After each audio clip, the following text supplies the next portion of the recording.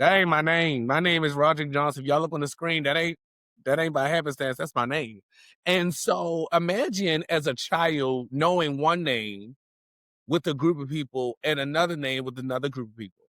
And so while children don't have to navigate the complexities of names, now it's heightened. They have to navigate identities at home and at school.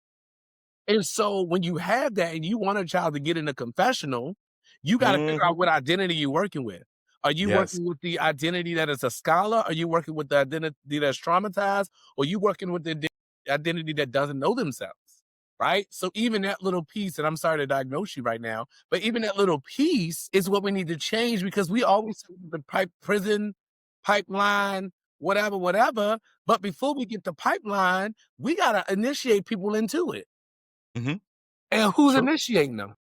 Right, right. What's so interesting and fascinating is I had to spend time in my brain as a teacher and as someone who was a community partner figuring out, okay, well, what is the energy speaking to me? So, like having that empath, knowing that that was in the bloodline, I had to understand, like, oh, this is who is showing up. So, when young people and adults alike come and sit down, I'm like, I'm speaking to what energy is surfacing before me.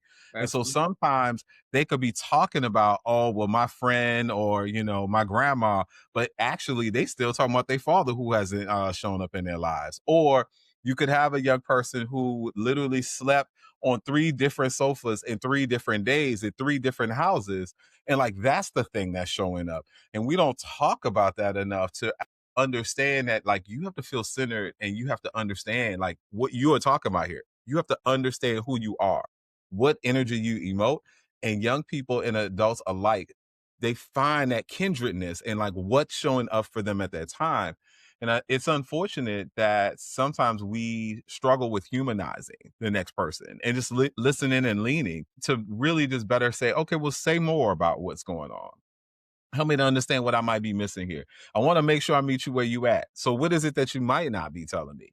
But it's about relationship building. And we don't necessarily feel comfortable giving information up. I was talking to somebody who's an old friend of mine, probably 12, 13 years ago when I was a principal. He asked me a question and I didn't really understand what he was asking because he was like, well, Craig, why don't you like tell me more about what's going on? And I'm like, well, what do you mean? I just told you I'm tired. I'm up here building this. I'm doing that. I'm finishing this book. I got this thing going on. And he's like, nah, nah, nah, nah. Like what is going on? Like what's Mhm. happening for you? Yeah. And it was like, oh, I forgot that he had just confessed like all of these major things that are going on. And that was what he wanted was connection. He wanted to know he wasn't by himself. And it took me a minute to pick like, okay, hmm.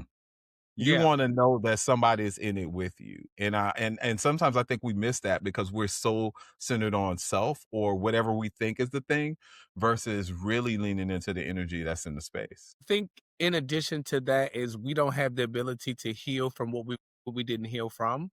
And so we Mhm. can't even take anything in, right? Like my neuroplasticity is gone. My neural pathway is gone because I can't even rationalize how I even got here this morning.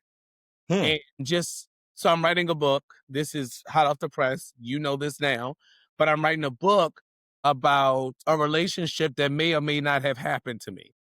And the reason why I'm writing the book is because in order to get through to something next, something new, I feel like to close this chapter, I have to do what I do best, and that's write.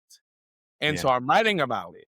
And so in writing about it, you get a delicate dance of not only leaning on somebody to hear your story and understand what it is, but you get a multitude of people to understand and invest themselves into you becoming different because of your story.